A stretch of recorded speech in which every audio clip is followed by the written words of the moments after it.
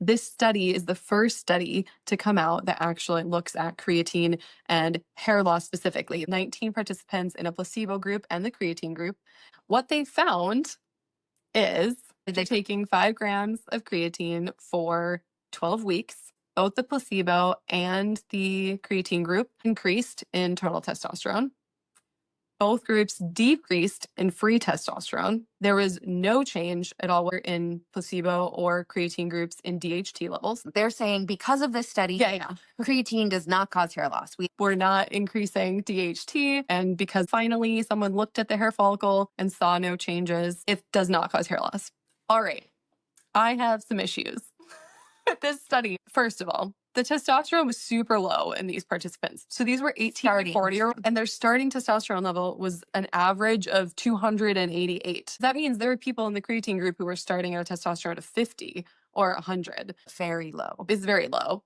I would love to see a study with people who have higher, more optimal testosterone ranges. Another thing that we kind of took issue with is that they did not include the post values. All they included was the statistical analysis of the pre and post values. Couple other things. DHT is mostly converted in the local tissue. This mostly happens at the skin, including the scalp, in the hair follicle itself. So these sites are where you're going to have a higher concentration of DHT.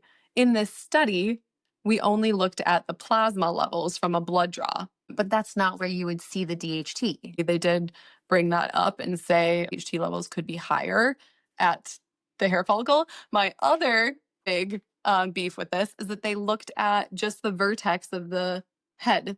Male pattern baldness often starts in the front of the hairline here and the temple area. The frontal portion of the hairline is more sensitive to DHT changes. There's usually higher concentrations there, and the receptors are more sensitive. We've got 12 weeks, which is another thing I didn't mention.